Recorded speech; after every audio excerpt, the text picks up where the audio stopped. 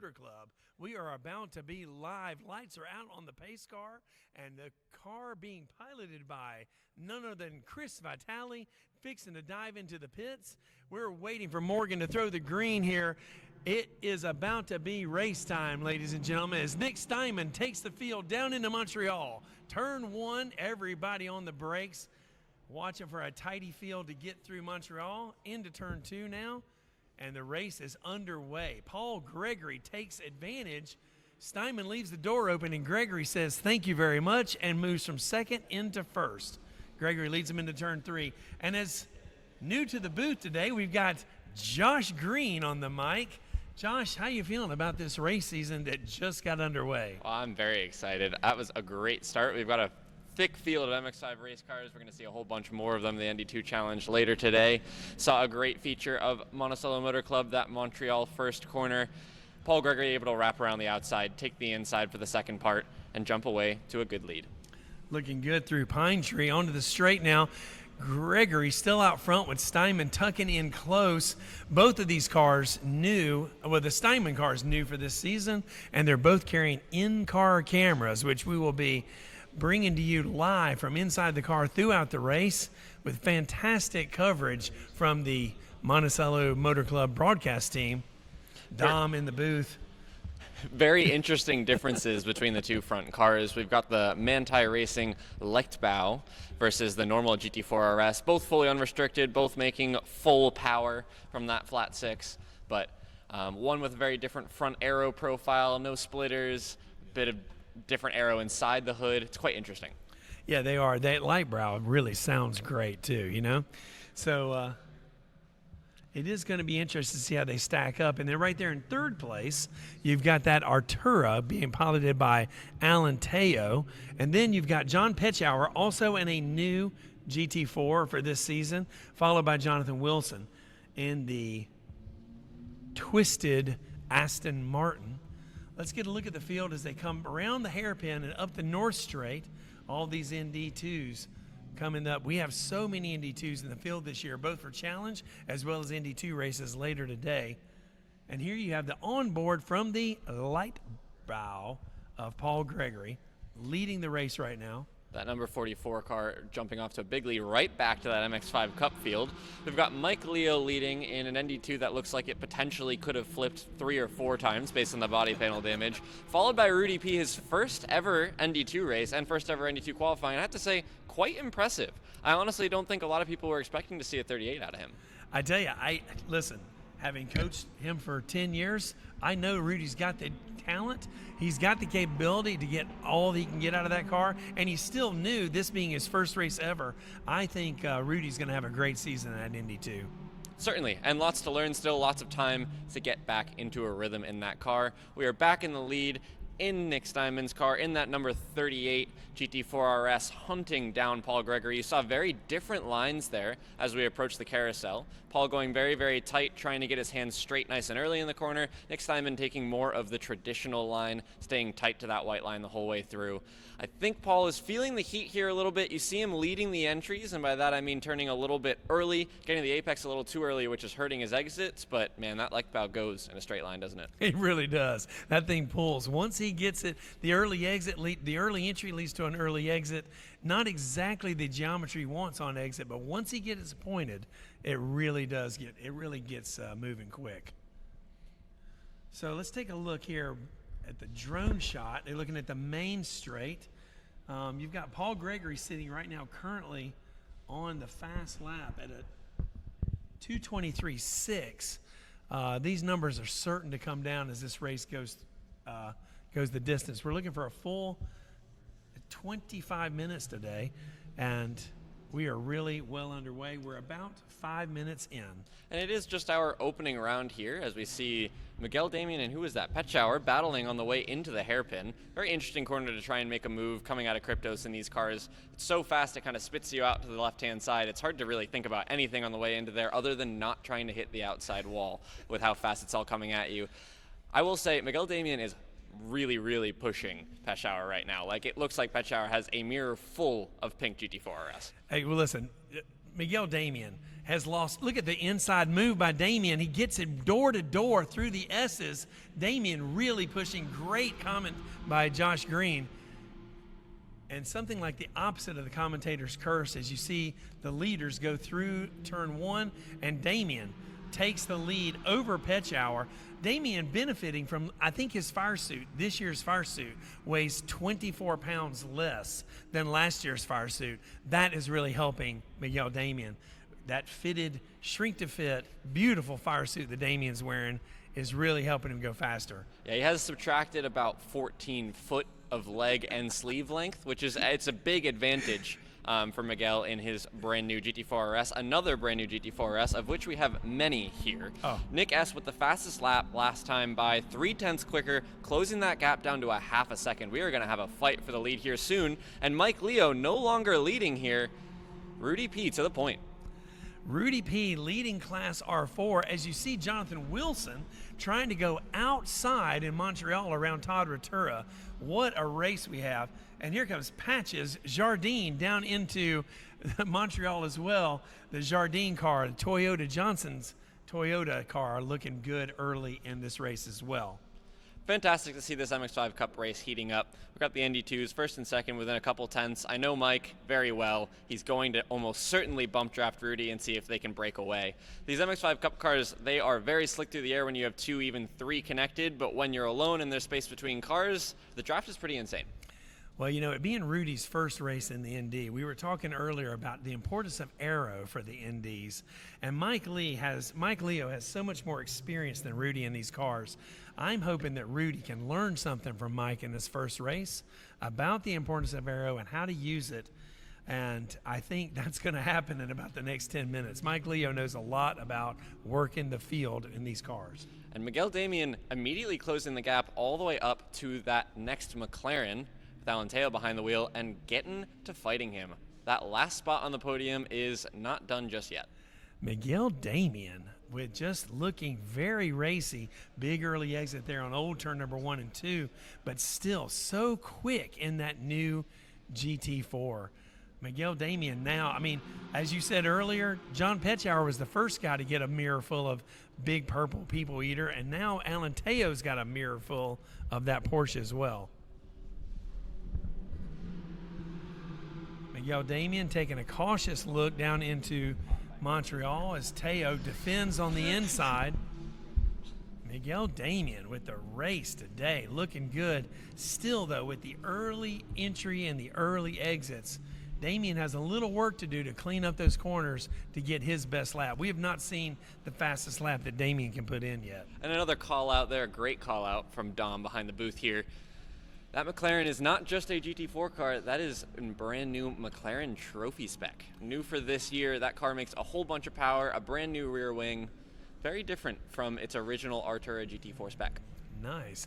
And you know, the livery kind of betrays that, right? The livery looks kind of like last year's car, but it definitely is not last year's car.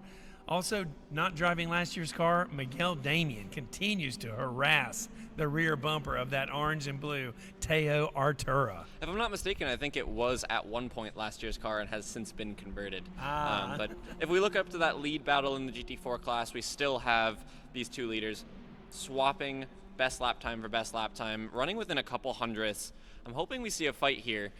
Nick Steinman keeping it very chill, hanging out behind him, not sliding the car too much. We can see Paul G really, really hustling all the entries. We can see him sort of getting squirrely. Potentially he's going to hurt the tire a little bit, and we might see Nick come back in the final 5 minutes of the race here. All right, we're about 9 minutes in, about 11 minutes to go. The MX5 Cup field has begun to string out a little bit, with Mike Leo and Rudy P beginning to stretch that gap. A little fake there from Nick Steinman, forcing Paul to go to the bottom. He did take the bait on that. I don't know that I would have, with him being that far back. Braking at the 2 board, I mean, if he came from that far back, he also may have ended up in another postcode on the exit, but whatever, that's fine. Yeah, that was Gregory did bite on a feint there that probably wasn't, clearly was just a bluff. But, you know, the in-car, listen, I can't say enough for the in-car cameras, man. Theirs are really bringing us some great coverage. As you see another Artura on top of Jonathan Wilson's twisted Aston Martin And there's Lou Janello in the hairpin, the Pink Floyd car. Pink Floyd First car. race of the year. Here comes Mario Verna as well. All these racers putting in some good laps. There's definitely been something happening to Miguel there, because Miguel was a second quicker than the car ahead 2 laps ago, and this time he was 3 seconds slower. So potentially had a little bit of an exciting moment somewhere that pushed him back. Looking to that MX-5 Cup lead, we still have Rudy and Mike bumper to bumper. Jack Wilson trying to hunt them down with Todd Ritura. Todd coming off of an awesome win at Porsche Sprint Challenge this weekend, giving Monticello the shout out on the national stage. And now you see Irene in her first race as a Monticello member in the R3 ND1. That thing is supercharged. Got a lot of power in that Hello Kitty machine. Meow, meow. She graduated from our one-day advanced school that we had just a couple days ago. An awesome program that's continuing to be revamped, and we're really excited to have some new people getting racing. 7 members graduated from that class on Wednesday. Looking to see Dave Batal behind the wheel. We need Dave Batal out there racing as well. I know Dave's excited about the open cockpit class racing coming later this year, but Irene out there mixing it up in the Hello Kitty car. Dave, we're looking to see you on track as soon as possible. Back to the R4 leaders.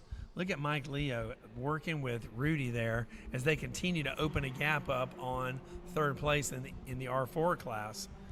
Rudy holding it off, but Leo with some really good lines there. So always a really interesting bit with this ND2 race car here at Monticello. We've got basically 3 very long straightaways, and the question always ends up being, do you want to be the car leading on the last lap? I'm not quite sure. I think I don't, and I'll tell you, Rudy looking a little sketch out there. His hands, I'm worried about Rudy's tires lasting for this race. Rudy is really pushing in front of Leo. Rudy using every bit of that car to try to keep Leo at bay. And like Josh was alluding to, I believe I'd rather be Mike Leo right now than Rudy. Mike Leo's got this thing wired just like he wants it, and Rudy's going to have a hard time holding him off late in the stages of this race. Yes, sir. 12 minutes in, 13 minutes to go. I will say some of what we saw there, that MX-5 Cup car sort of struggling on the way into Carousel. These MX-5 Cup cars actually have basically OEM ABS systems. So if you get into the brake real hard and crank a whole bunch of steering in, you get what's called the ice pedal. The brake pedal basically goes as hard as can be, and it basically stops decelerating as the ABS system tries to figure out why you're trying to get it to do 16 things at one time and tries to pitch you off the racetrack. Is it 16 things at once, or maybe 14 things, or is it 17 things? I'd say in general, probably anything more than 3, and it's quite upset with you. But who's to say? It depends on the corner, really. Taking a look at Todd Ritura throwing it into the hairpin with Ivan Brightly right behind him. That looks good for Ritura. Ritura coming off of a P1 finish in the Porsche Challenge out in Sonoma. I wonder if he's got those pajamas on under that fire suit, his lucky pajamas. The Todd Ritura special as he goes through old turn number 1, being followed by 2 black ND2s. I don't really think we have to wonder. I think that's effectively a guarantee. He's wearing the pajamas under there, and they're gonna take him to, at worst, a 4th place finish here. I see him moving forward, though. Not sure what tires Todd is running on. We've seen him be a front runner in that ND2 challenge race that we're going to see later today. Seems to be a little bit of a struggle just starting out this morning, but he probably hasn't driven this car in almost 6 months. Yeah, you're right. He's been focused on the Porsche stuff for a while as he gives up the inside, I believe, there to Ivan Brightly, and they're crossing the stripe, and Brightly gets the pass done into the first corner of Montreal, and a bump from Todd Ritura.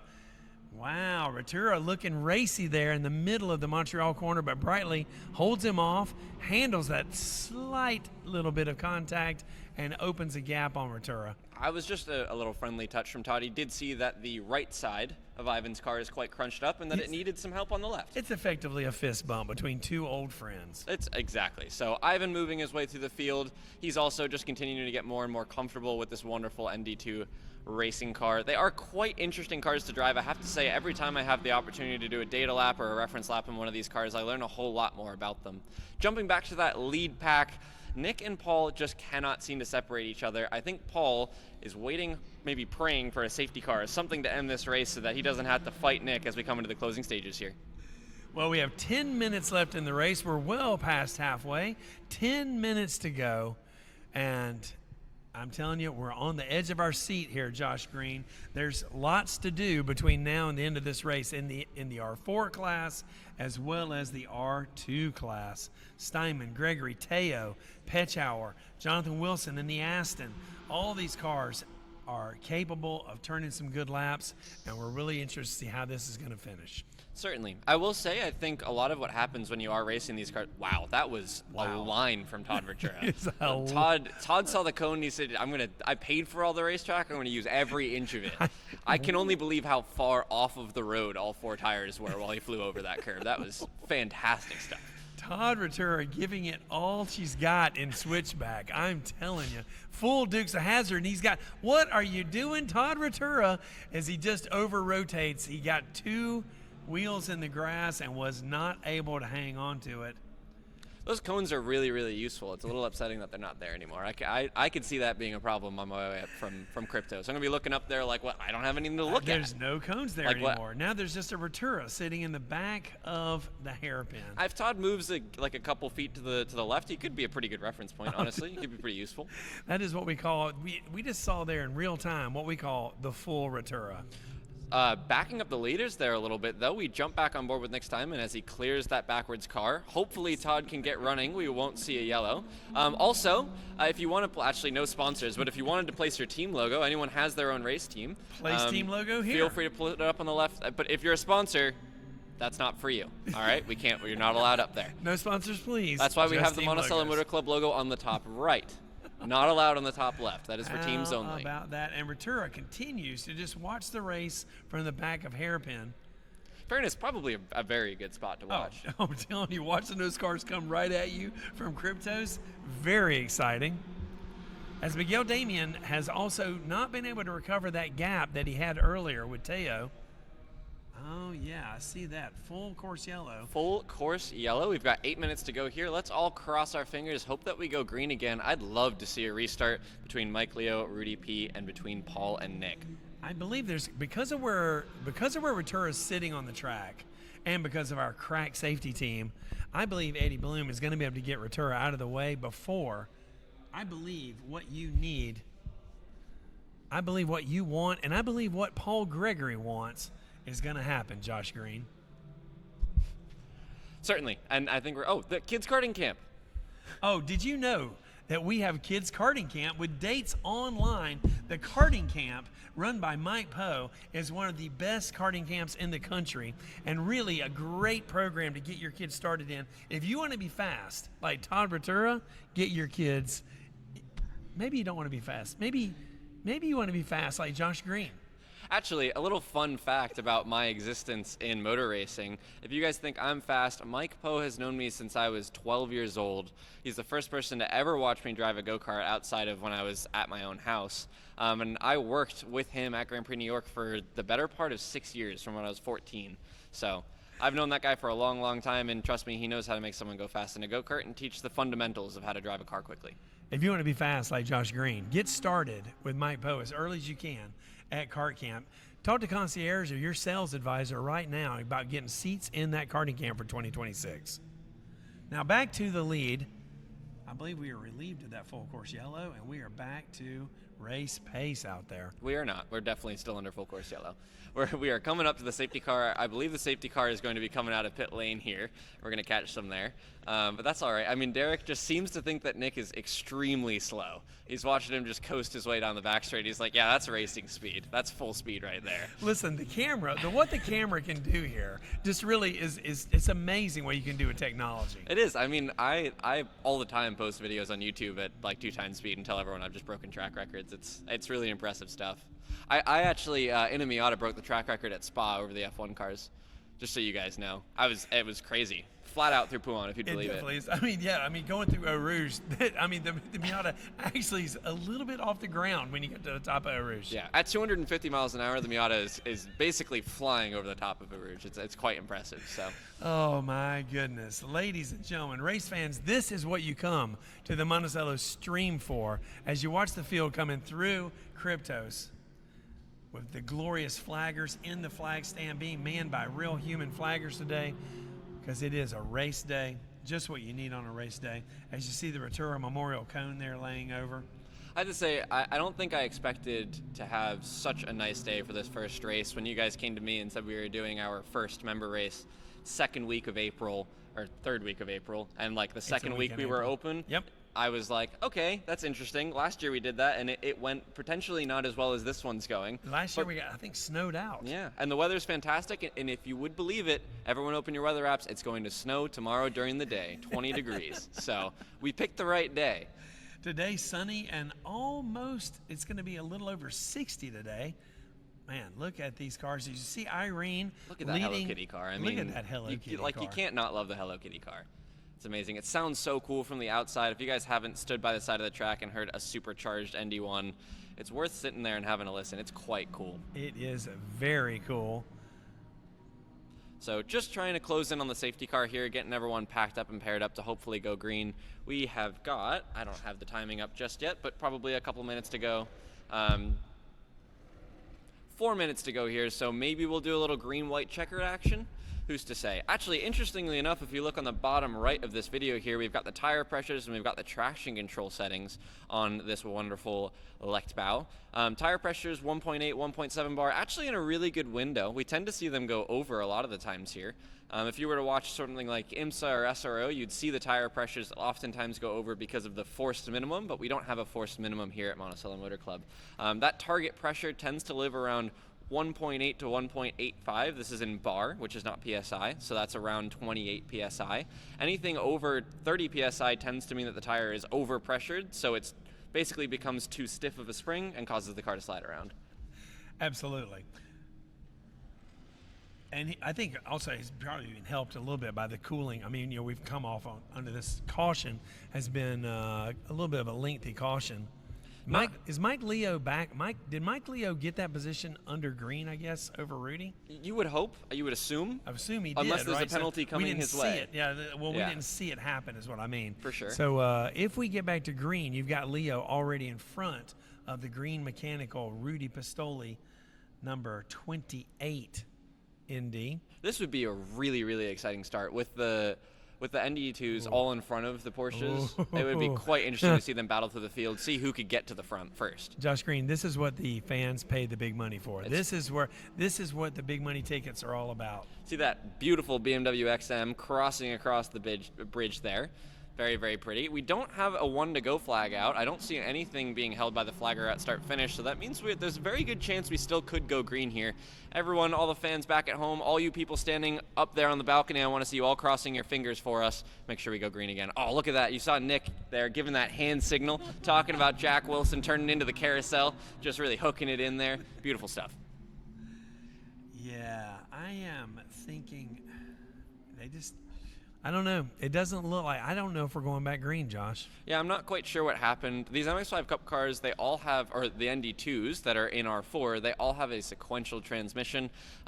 They're very, very cool, but they can be very finicky. Especially if you spin out and you don't get the clutch in, you can damage the engine quite badly. You really can. If you roll backwards in a forward gear in a sequential car, it's not always great for the car. Funnily enough, if you've ever I've done it before, not driving, but from the passenger seat, and I've watched one of these cars run backwards, where reverse gear was a forward gear, and it only went forward in reverse. I remember that. That is some good stuff. We are not going green again. Yeah, that is we are unfortunate. not going green. So 1 to go up on the board. It is going to be a win for Paul Gregory, followed up by Nick Steinman in his first ever race in that GT4 RS. A pretty fantastic showing after jumping out of his Cayman. What was the previous one? Just a Club Sport? What do we call it? I believe it was just a Club Sport. Just a Club Sport. Followed by Alan Teo in that beautiful McLaren trophy car. P3. Miguel Damian.